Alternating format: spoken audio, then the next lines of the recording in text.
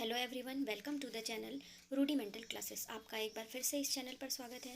जैसा कि आप जानते हैं कि कक्षा 12वीं रसायन का हेलो एल्केन वाला अध्याय अभी चल रहा है। तो इसके सबसे पहले भाग में मैंने आप लोगों को कार्बन हैलोजन बंध की प्रकृति, एल्किल हैलाइड के भौतिक गुणों के बारे में समझाया था। ये मैं आप लोगों को जल्दी से ये स्लाइड्स दिखा दे रही हूँ, जिसमें भौतिक गुण, गलनांक, क्वथनांक, उनका क्रम, ब्रांचिंग होने पर क्या होता है, क्या कारण है, घनत्व का क्रम कैसा होता है, इनका द्विध्रुव आघूर्ण, घुलनशीलता कैसी होती है, ये सारी चीज़ें आप लोगों को पार्ट 1 में बताया। पार्ट 2 में आप लोगों को एल्किल हैलाइड के रासायनिक गुणों के बारे में बताया था, इसका वर्णन किया था, जिसमें मुख्य रूप से नाभिक स्नेही प्रतिस्थापन अभिक्रिया और उसकी क्रियाविधि पर फोकस किया गया था, क्योंकि ये एक बहुत ही महत्वपूर्ण टॉपिक है ऑर्गेनिक केमिस्ट्री का। ठीक है, और इसमें कुछ नेम्ड रिएक्शन जैसे विलियमसन संश्लेषण अभिक्रिया आदि को भी समझाया गया था। इसके बाद फिर अगला जो इसका हाफमैन अमोनोलिसिस, ये भी एक नेम्ड रिएक्शन है जो कि बहुत इंपॉर्टेंट है। फिर आपको SN2 और SN1 substitution, nucleophilic bimolecular reaction और यूनिमोलिकुलर रिएक्शन, यानी कि SN2 और SN1 के मैकेनिज्म को आप लोगों को डिटेल में बताया गया।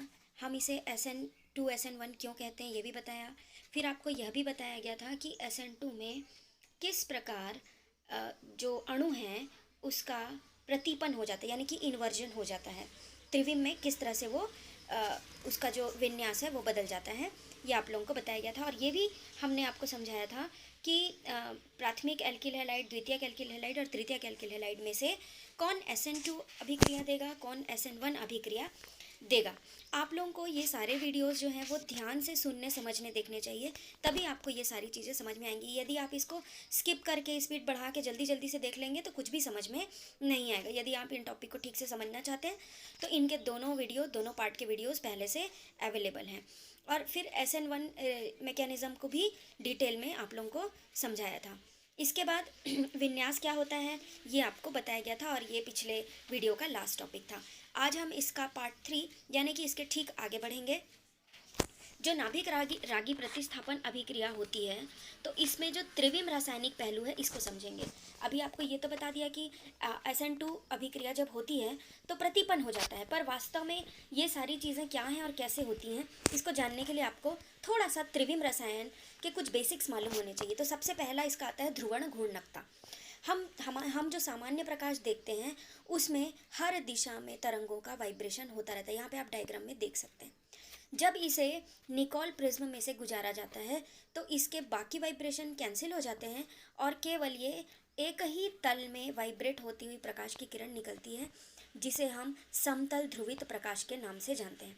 जो सामान्य प्रकाश होता है उसमें विद्युत चुंबकीय तरंगे हैं और इनका तरंग दैर्घ्य भी भिन्न भिन्न होता है और इनके वाइब्रेशन हर दिशा में होते रहते हैं। तो सबसे पहले हमको क्या करना है, सामान्य प्रकाश को समतल ध्रुवित प्रकाश कर लेना है।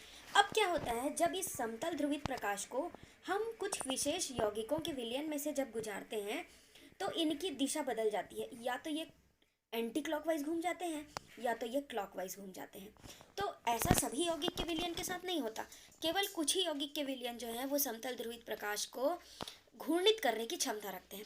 तो इस प्रकार के यौगिक को हम ध्रुवण घूर्णक यौगिक यानी कि ऑप्टिकली एक्टिव कंपाउंड कहते हैं। सभी कंपाउंड ऑप्टिकली एक्टिव नहीं होते। यदि यौगिक को समतल ध्रुवित प्रकाश के तल को दाईं ओर यानी कि घड़ी की दिशा की ओर क्लॉकवाइज घुमा देता है तो हम उसे दक्षिणावर्त घूर्णक यानी कि डी फॉर्म कहते हैं और इसे प्लस से दर्शाया जाता है।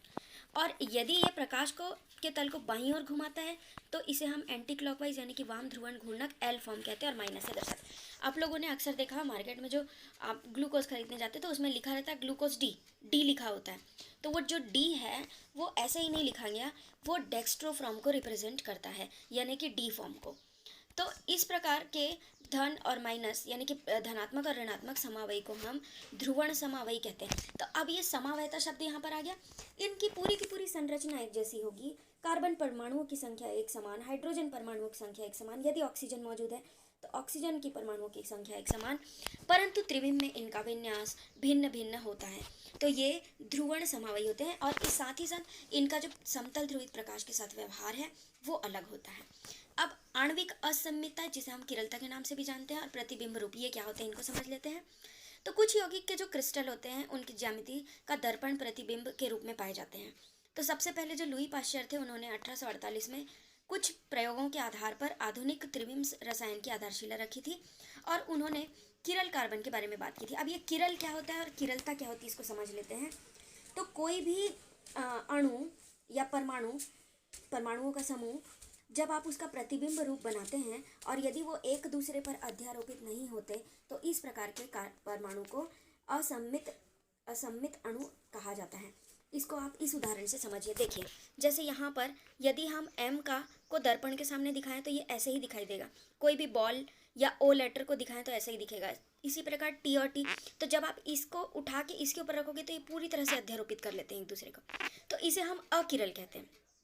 परंतु कुछ अल्फ़ाबेट्स जो हैं वो असम्मित होते हैं। जैसे B का प्रतिबिंब रूप देखिए उल्टा बनता है, C का देखिए उल्टा बनता है, इसी प्रकार P का भी उल्टा बनता है, R का भी ऐसे ही बनेगा। तो ये क्या कहलाते हैं? किरल कहलाते हैं। तो इनका यदि आप इस P को उठा के इसके दर्पण प्रतिबिंब पे रखोगे तो ये एक दूसरे को अध्यारोपित नहीं करेंगे, तो इसीलिए इसे हम क्या कहते हैं? असममित। और जो भी असम्मित होता है वही किरल कहलाता है। कार्बन परमाणु के केस में क्या होता है? यदि इसकी चारों संयोजकता अलग अलग परमाणु या परमाणु के समूह द्वारा फुलफिल की जाए तो उसका जो दर्पण प्रतिबिंब है वो उस पर अध्यारोपित नहीं होता और ये इस प्रकार दर्पण प्रतिबिंब बनाते हैं।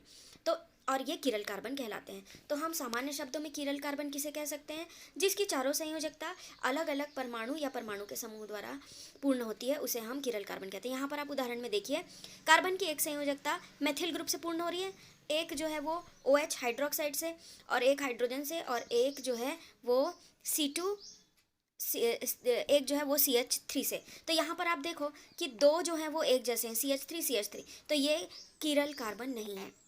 यहाँ पर देखिए चारों संयोजकता अलग अलग से नहीं पूर्ण हो रही, ये देखिए दो समान हो गया, CH3 और ये भी CH3, ये CH3 ये भी CH3। अब आप ये जो है असममित कार्बन नहीं कहलाएगा ये। परंतु इसके नीचे देखिए जो एग्जाम्पल दिया हुआ है उसमें इसकी चारों संयोजकता अलग अलग परमाणुओं के समूह द्वारा पूर्ण हो रही है। एक संयोजकता हाइड्रोजन से, एक मेथिल ग्रुप से, एक OH से और एक एथिल ग्रुप से। तो यह क्या कहलाएगा? असम्मित कार्बन या किरल कार्बन। तो जिन त्रिविम समावयियों का संबंध परस्पर अध्यारोपित न हो सकने वाले दर्पण प्रतिरूप के रूप की तरह होता है उसे हम प्रतिबिंब रूप समावयी यानी कि इनैंशियोमर कहते हैं। तो प्रतिबिंब रूप के सभी भौतिक गुण एक जैसे होते हैं, रासायनिक गुण भी प्रायः एक जैसे होते हैं, लेकिन समतल ध्रुवित प्रकाश को ये अलग अलग दिशा में घूर्णित करते हैं और एक जो है वो D फॉर्म बनाता है और दूसरा L फॉर्म, यानी कि एक घड़ी की दिशा में घुमाएगा क्लॉकवाइज और एक जो है लीवो जो है वो घड़ी की विपरीत यानी कि एंटी क्लॉकवाइज दिशा में घुमाता है। अब यदि हम D फॉर्म का 50% और L फॉर्म का 50% ले लें, दोनों की समान मात्रा ले लें, तो क्या करेगा? D वाला इसको दक्षिणावर्त घुमाएगा और L वाला इसको वामावर्त घुमाएगा। तो दोनों के दोनों ध्रुवण घूर्णक दर्शाएंगे, परंतु एक दूसरे के ध्रुवण को ये कैंसिल कर देंगे। इस प्रकार दोनों का मिश्रण जो है वो हमको बिना किसी ध्रुवण घूर्णक वाला प्राप्त होगा। ऐसा नहीं है कि ये ध्रुवण घूर्णक नहीं, परंतु इसमें दोनों रूप समान होने के कारण ये एक दूसरे के ध्रुवण घूर्णकता को कैंसिल कर देते हैं।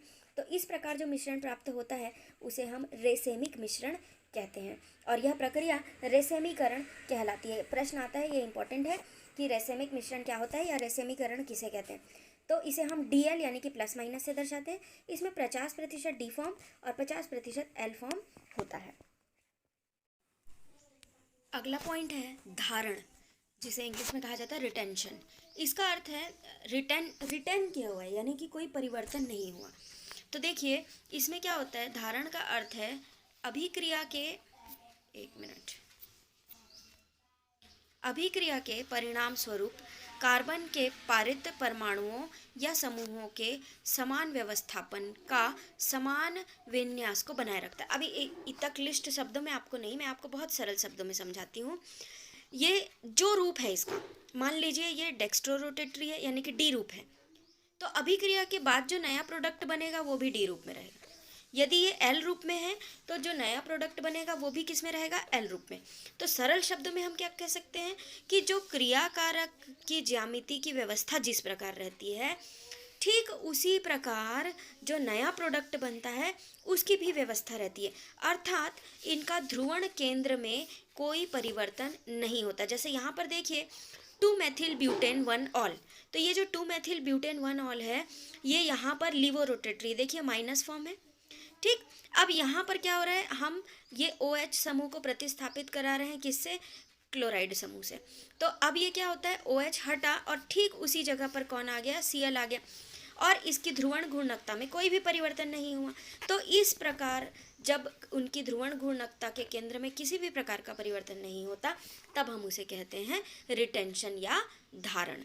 आप इसकी परिभाषा और भी कोई दूसरी बुक से रेफर करके भी लिख सकते हैं, ठीक है। इसको मैं फिर से पढ़ती हूँ। धारण का अर्थ है अभिक्रिया के परिणाम स्वरूप, देखा अभिक्रिया हो गई, ठीक है। फलस्वरूप क्या हुआ, कार्बन के पारित परमाणुओं या समूहों के समान व्यवस्थापन, जो भी कार्बन का परमाणु है उसकी व्यवस्था कैसी है, पहले जैसी ही है, समान विन्यास को बनाए रखता है। और यह तभी संभव है जब रासायनिक अभिक्रिया के दौरान ध्रुवण केंद्र से संबंध ना टूटे। अब ये देखिए, ये ध्रुवण केंद्र, ये आपका कार्बन, तो ये वाला बंध नहीं टूट रहा है, इसके आगे वाला बंध टूट रहा है। तो ये रिटेंशन की प्रक्रिया तभी होती है जब जो आपका ध्रुवण केंद्र है उसको आप डिस्टर्ब नहीं करते, ठीक। फिर अगला है विन्यास प्रतिलोपन, इन्वर्जन। ध्यान दीजिएगा, जब हम SN1 अभिक्रिया कराते थे तो वो धारण रहेगा, मतलब वैसा का वैसा ही उसका D फॉर्म है तो D ही रहता है, L फॉर्म है तो L ही रहता है। लेकिन जब SN2 अभिक्रिया होती है तो मैंने आपको उल्टे छत्ते का एग्जाम्पल दिया था पिछले वीडियोज़ में, जिसमें ये बैक साइड से अटैक करता है। जो अटैकिंग रिएजेंट है वो लिविंग ग्रुप, यानी कि जो ग्रुप हटने वाला है उसकी विपरीत दिशा में जाके जुड़ता है। तो इस वजह से क्या होता है, इसकी ज्यामिति जो है वो बिल्कुल विपरीत हो जाती है। तो इसमें विन्यास का क्या हो जाएगा, प्रतिलोपन। ये देखिए, इस अभिक्रिया में विन्यास के अभिक्रिया के परिणाम स्वरूप ध्रुवण घूर्णक या असममित कार्बन परमाणु का विन्यास परिवर्तित हो जाता है। इसमें अटैकिंग रिएजेंट लिविंग ग्रुप के विपरीत दिशा से जुड़ता है, और ये तभी संभव होता है जब ध्रुवण घूर्णक यानी कि किरल कार्बन परमाणु से संलग्न बंध टूट जाए। तो अब यहाँ पर देखिए कि 3 तरह की संभावनाएं हो सकती हैं। एक तो धारण यानी कि जैसा पहले विन्यास है वैसा का वैसा रहे। यह तब होगा जब इस किरल कार्बन के साथ रिलेशनशिप ना टूटे। ये देखिए, यहाँ X है, इसकी जगह सेम टू सेम जगह X हट के क्या आ गया, Y आ गया। दूसरी स्थिति क्या हो सकती है, प्रतिलोमन हो सकता है, अर्थात ये क्या होगा, यहाँ पर ये X के ठीक अपोजिट साइड में ये देखिए Y आकर जुड़ रहा है, X के ठीक अपोजिट, तो ये क्या हो जाएगा, प्रतिलोमन, ठीक। तो याद रखिए प्रतिलोमन कम होगा, SN यहाँ पे मैं लिख देती हूँ, SN2 जब होगा तब प्रतिलोमन होता है, ठीक। और एक और संभावना है रेसेमीकरण। अब ये रेसेमीकरण में आपको A और B, ये देखो ये एक A रूप है और एक B रूप, इन दोनों का मिश्रण भी प्राप्त हो सकता है। इसके अगले टॉपिक में हम देखते हैं कि SN1 और SN2 अभिक्रिया की क्रियाविधियों में ध्रुवण घूर्णक एल्किल हैलाइड में किस प्रकार परिवर्तित होते हैं। ये देखिए, आगे हम आपको बता रहे हैं। अब यहाँ पर देखिए, SN2 क्रियाविधि में जो एल्किल हैलाइड है उससे जो भी उत्पाद आपको मिलता है उसका प्रतिलोमन हो जाता है, इन्वर्शन होता है, क्योंकि ये बैक साइड से जाके वो कर रहा है, विपरीत दिशा से जाके अटैकिंग रिएजेंट जो है वो जुड़ रहा है, ठीक है। अब SN1 की क्रियाविधि जो होती है, अब ये तो SN2 की बात हो गई। SN1 की क्रियाविधि रेसेमीकरण के साथ संपन्न होती है। ये बहुत इंपॉर्टेंट टॉपिक है बेटा, सब लोग ध्यान से समझिए इसको। कैसे रेसेमीकरण की होती है, देखिए इसमें क्या होता है, कार्बोकैटायन बनता है। आप जानते हो कि कार्बोकैटायन बनता है। ये देखिए यहाँ पर ये बंध पूरी तरीके से पहले ही ब्रेक हो जाता है, ठीक है, और ये कार्बोकैटायन बनता है। अब ये जो कार्बोकैटायन है इसमें sp2 संकरण होता है और ये समतल स्पीशीज है। तो अब इसके पास दोनों संभावना है, क्या, ये या तो इसी जगह पे आके जुड़ जाए जहाँ पे क्लोरीन जुड़ा था, या तो फिर ये क्या करे, इसके पीछे साइड से जुड़ जाए। ये देखिए, दोनों तरह की संभावना है। तो जब ये उसी जगह पर आके जुड़ता है जहाँ पे पहला था, तो ये क्या रहेगा, रिटेन कर रहा है, यानी कि धारण रहेगा। और यदि ये विपरीत जगह पे जाके जुड़ जाए तब क्या होगा, अपोजिट, मतलब प्रतिलोमन हो जाएगा। तो इसमें क्या होता है, दोनों की संभावना बराबर रहती है। तो आपको L और D दोनों रूप मिलते हैं, लेकिन चूंकि ये L और D दोनों समान रूप में मिलते हैं, इसीलिए आपको उसमें कोई ध्रुवण घूर्णकता दिखाई नहीं देती और रेसेमीकरण हो जाता है। इसके बाद अगला है विलोपन की अभिक्रिया। ये आपका न्यूक्लियोफिलिक सब्स्टिट्यूशन पूरा कंप्लीट हो गया। उसके त्रिविम विन्यास के साथ मैंने आप लोगों को ये कंप्लीट कराया है। अब अगला जो अभिक्रिया है वो विलोपन अभिक्रिया, एलिमिनेशन रिएक्शन। विलोपन का अर्थ होता है लुप्त हो जाना, गायब हो जाना, हट जाना। तो जब हम क्या करते हैं, बीटा हाइड्रोजन युक्त परमाणु युक्त हेलो एल्केन लेते हैं और KOH के साथ, KOH को अल्कोहलिक विलयन के साथ गर्म करते हैं, तो बीटा कार्बन से एक हाइड्रोजन और अल्फा कार्बन से एक हेलोजन परमाणु विलोपित हो जाता है। अभी आपको ये पता होना चाहिए कि अल्फा और बीटा कार्बन क्या होता है। इसको ऐसे समझिए कि जो भी क्रियात्मक समूह से सीधे जुड़ा रहता है कार्बन, उसे हम अल्फा कार्बन बोलते हैं, और इसके बाद वाला सेकंड वाले को क्या कहते हैं, बीटा कार्बन कहते हैं। इसके अगले बाद वाले को गामा और अगले बाद वाले को डेल्टा। ठीक, तो हमारा फोकस किस पे है, बीटा हाइड्रोजन। तो बीटा हाइड्रोजन युक्त क्या होना चाहिए, हेलो एल्केन होना चाहिए। और अल्कोहलिक KOH के साथ जब आप इसको गर्म करते हो तो ये क्या करता है, इस बीटा वाले से एक हाइड्रोजन निकालता है और इसका ये हेलोजन निकालता है, और यहाँ पर क्या आ जाएगा, डबल बॉन्ड अपीयर हो जाएगा। ठीक, ये विलोपन अभिक्रिया। यहाँ पर देखिए, ये देखिए सबसे नीचे में मैंने एग्जाम्पल लिया हुआ है क्लोरो एथेन का, जिसमें से बीटा कार्बन में से जो बीटा हाइड्रोजन है वो निकल के अलग हो गया और क्लोरीन का परमाणु अलग हुआ। ठीक, तो यहाँ पर आगे KCl और H2O बनता है और डबल बॉन्ड अपीयर हो जाता है। अब यहाँ पर एक बहुत इंपॉर्टेंट रूल आता है जिसे हम सेटजफ रूल, सेटजफ नियम कहते हैं। अब ये सेटजफ नियम क्या है, इसको थोड़ा सा समझिए। उदाहरण से बहुत सरल है, बहुत इंटरेस्टिंग भी है। अब यहाँ पर देखिए, ये ब्रोमीन इस कार्बन से जुड़ा है, तो ये कार्बन क्या हो गया, अल्फा कार्बन। अब इस कार्बन से ठीक जो दूसरा कार्बन जुड़ा होगा वो क्या कहलाएगा, बीटा। तो ये देखो, यहाँ पे एक बीटा कार्बन है और इधर भी एक बीटा कार्बन है। अब जब आप अल्कोहलिक KOH के साथ क्रिया कराओगे तो अब ये संभावना ये है, इसके सामने समस्या ये है, कन्फ्यूजन, कि ये हाइड्रोजन कहाँ से निकाले, यहाँ से निकाले या यहाँ से निकाले। ठीक है, यदि ये हाइड्रोजन यहाँ से निकालता है ये वाले से, तो आपको ये वाला प्रोडक्ट मिलेगा। ये देखिए, ब्यूट टू इन, यहाँ से हाइड्रोजन निकला, डबल बॉन्ड यहाँ पे आ गया। ठीक, दूसरी संभावना, यदि ये यहाँ पर से हाइड्रोजन निकालता है तो क्या बनेगा, ब्यूट 1 इन, डबल बॉन्ड यहाँ पे अपीयर होगा। तो प्रयोग द्वारा ये देखा गया कि 80% जो प्रोडक्ट मिलता है आपको, 81% प्रोडक्ट आपको ये वाला मिलता है, ब्यूट 2 इन। ठीक, यानी कि हाइड्रोजन वहाँ से निकलता है जिस कार्बन से कम हाइड्रोजन जुड़े होते हैं। ठीक, तो सेटजफ रूल क्या कहता है, अभी इसको लिख लेते हैं। देखिए, जब सभी बीटा हाइड्रोजन एक समान है तब तो कोई समस्या नहीं है, एक ही एल्कीन मुख्य उत्पाद बनता है। ठीक, परंतु अगर समान नहीं है तब क्या होगा, सामान्यतः अभिक्रिया के परिणाम स्वरूप वह एल्कीन मुख्य उत्पाद बनता है जिसमें द्विबंधी कार्बन परमाणुओं पर एल्किल समूहों की संख्या अधिक होती है। अब देखिए, यहाँ पर ये द्विबंधी है, इधर एल्किल ग्रुप देखिए और इधर एल्किल ग्रुप देखिए। ठीक, 2 कार्बन युक्त 2 कार्बन युक्त। अब यहाँ पर ये जो डबल बॉन्ड अपीयर हुआ है, इसमें आप देखो इधर कोई एल्किल ग्रुप नहीं है और इस साइड एक तरफ बस एल्किल समूह मौजूद है।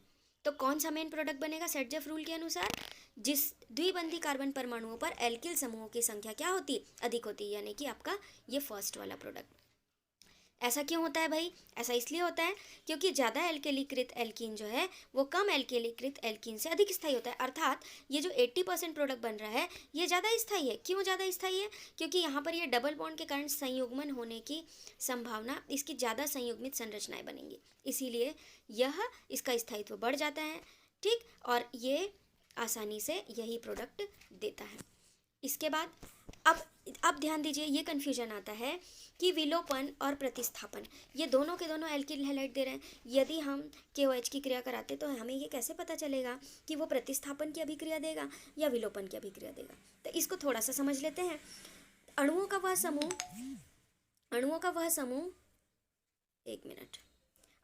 समूह वह करने का प्रयास करता है जो उसके लिए आसान है। देखिए, मैं हमेशा कहती हूँ कि केमिस्ट्री जो है वो बिल्कुल लाइफ साइंस की तरह है। यहाँ पर आप अणुओं को बिल्कुल निर्जीव वस्तु की तरह ट्रीट नहीं कर सकते, क्योंकि ये परिस्थिति, ताप, दाब, स्थिति के अनुसार अपने प्रोडक्ट बदल देता है। ठीक है, तो अणुओं का वह समूह वह करने का प्रयास करता है जो उसके लिए सबसे आसान होता है। जैसे जब बीटा हाइड्रोजन परमाणु युक्त एक एल्किल हैलाइड को जब आप किसी भी क्षार या न्यूक्लियोफाइल से क्रिया कराते हो तो वहाँ पर एक कंपटीशन होता है, जो पहले दौड़ के उस कंपटीशन को पूरा कर लेता है वही अभिक्रिया होगी। अर्थात वहाँ पे या तो प्रतिस्थापन हो सकता है, प्रतिस्थापन में भी उसके पास 2 ऑप्शन है कि वो SN2 मैकेनिज्म फॉलो करे या SN1, और दूसरा क्या है, विलोपन। ठीक, तो अब ये प्रश्न ये उठता है कि वो विलोपन का चयन करेगा कि प्रतिस्थापन का।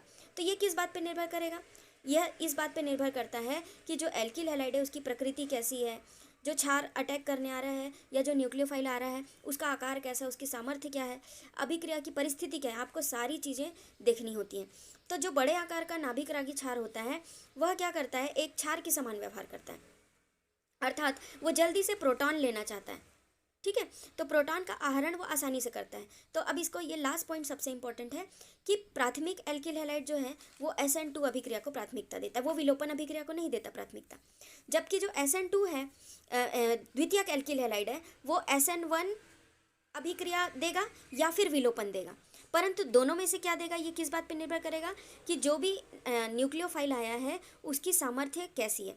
जबकि जो तृतीयक है वो भी SN1 या SN2 को प्राथमिकता देगा, परंतु वो किस बात पे निर्भर करेगा कि जो कार्बोकैटायन बन रहा है वो क्या अधिक स्थायी है। यदि वो अधिक स्थायी होगा तो वो आपका प्रतिस्थापन अभिक्रिया को प्राथमिकता देगा, और यदि कम स्थायी होगा तो तब वो क्या करेगा, विलोपन की अभिक्रिया को प्राथमिकता देगा। लास्ट प्रकार की अभिक्रिया है धातुओं के साथ क्रिया। लास्ट टाइप का रिएक्शन है धातुओं के साथ अभिक्रिया। इसमें नेम्ड रिएक्शंस कुछ मैंने कवर किए हुए हैं, जिसमें सबसे पहला है वुड्स अभिक्रिया। ये या तो डायरेक्ट नाम से पूछी जाती है या फिर पूछा जाता है क्या होता है जब, इस तरीके से प्रश्न आता है।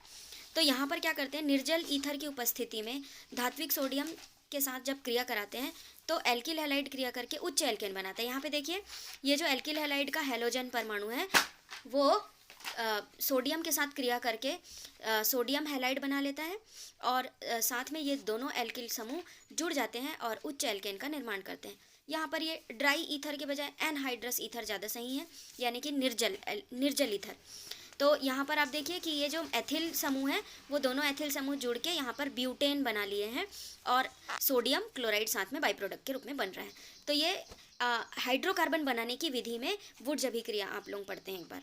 फिर दूसरा रिएक्शन आता है मैग्नीशियम के साथ अभिक्रिया। अब देखिए सोडियम भी एक धातु है और मैग्नीशियम भी एक धातु है, परंतु जब मैग्नीशियम की उपस्थिति में सेम कंडीशन में क्रिया कराई जाती है निर्जल ईथर की उपस्थिति में, तब आपको उच्च एल्केन प्राप्त नहीं होता, बल्कि एक अत्यंत महत्वपूर्ण अभिकर्मक जिसे हम ग्रिगनार्ड अभिकर्मक के नाम से जानते हैं ये प्राप्त।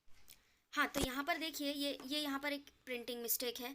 ये जो है ना, ये इसको आप यहाँ पे क्लोरीन करिए, ये R लिखा हुआ है, ठीक है ना, इसे क्लोरीन करिए तो ये एल्किल मैग्नीशियम हैलाइड हो जाएगा ना, ये Cl है। यहाँ पर देखिए एथिल मैग्नीशियम क्लोराइड बना। ये ग्रिगनार्ड अभिकर्मक जो है ना, ये बहुत इंपॉर्टेंट अभिकर्मक है, क्योंकि ये बहुत सारे कार्बनिक यौगिकों को बनाने के लिए इसका प्रयोग किया जाता है, क्योंकि ये पर्याप्त क्रियाशील है और आसानी से बंध टूट जाते हैं। किसी में भी एल्किल ग्रुप को इंट्रोड्यूस कराने के लिए इसका प्रयोग किया जाता है। अगला है फ्रैंकलैंड अभिक्रिया। फ्रैंकलैंड अभिक्रिया में क्या किया जाता है, जो भी एल्किल हैलाइड है उसे जिंक के साथ क्रिया करवाते हैं, और उसके बाद जब जो प्रोडक्ट बनता है उसे गर्म किया जाता है तो आपको डाई एल्किल जिंक जो है वो प्राप्त होता है। यह फ्रैंकलिन अभिक्रिया कहलाता है। और अंतिम है टेल का बनना। टेल है टेट्रा एथिल लेड। इसमें पर्टिकुलरली आप एथिल क्लोराइड की क्रिया लेड और सोडियम के मिश्र धातु के साथ कराते हैं। यह एनहाइड्रस ईथर यानी कि निर्जल ईथर की उपस्थिति में ये क्रिया होती है और आपको टेट्रा एथिल लेड प्राप्त होता है। ये जो टेट्रा एथिल लेड है इसका उपयोग एंटी नॉकिंग एजेंट के रूप में गैसोलीन की गुणवत्ता बढ़ाने के लिए किया जाता है। जो पेट्रोल होता है उसमें मिलाया जाता था नॉकिंग को रोकने के लिए। अब इस फोटन रोधी पदार्थ है ये, परंतु आजकल इसका प्रयोग काफ़ी कम कर दिया गया है, क्योंकि इससे क्या होता था, लेड जो है वो प्रदूषक के रूप में निकलता था, जो कि एक विषैला पदार्थ है। और इसके बाद ये आपका एक्स्ट्रा टॉपिक है जिसमें अपचयन। जब हम एल्किल हैलाइड का अपचयन कराते हैं तो आपको एल्केन प्राप्त होता है। ये अपचयन आप धातु और अम्ल की क्रिया से भी करा सकते हैं जिसमें नवजात हाइड्रोजन बनता है, या फिर डायरेक्ट हाइड्रोजन से उत्प्रेरक की उपस्थिति में करा सकते हैं। और इसके बाद फ्रिडिल क्राफ्ट अभिक्रिया, जिसमें बेंजीन की क्रिया निर्जल एल्यूमिनियम क्लोराइड की उपस्थिति में कराई जाती है और आपको टॉल्विन या एथिल बेंजीन जैसे महत्वपूर्ण यौगिक प्राप्त होते हैं। सबसे लास्ट रिएक्शन है समावयवीकरण। अब यहाँ पर देखिए इन दोनों में कुछ खास अंतर नहीं है, दोनों ही एल्यूमिनियम निर्जल एल्यूमिनियम क्लोराइड की उपस्थिति में हो रहा है, लेकिन यहाँ पर तापमान अधिक दिया है 573 केल्विन तापमान। तो इस पर अगर आप एल्यूमिनियम क्लोराइड की उपस्थिति में किसी एल्किल हैलाइड को, लंबी चेन वाली एल्किल हैलाइड को गर्म करते हैं तो यह अपने समावयवी में बदल जाता है। जैसे 1 क्लोरोप्रोपेन से यह 2 क्लोरोप्रोपेन में बदल गया। तो इस प्रकार यहाँ तक आपके टॉपिक कंप्लीट होते हैं। यदि आपने चैनल अभी तक सब्सक्राइब नहीं किया तो कर लीजिए। जल्द ही हम इसका अंतिम भाग लेकर आएंगे और यह अध्याय आपका कंप्लीट हो जाएगा। So thank you. Keep watching, like, share and subscribe the channel.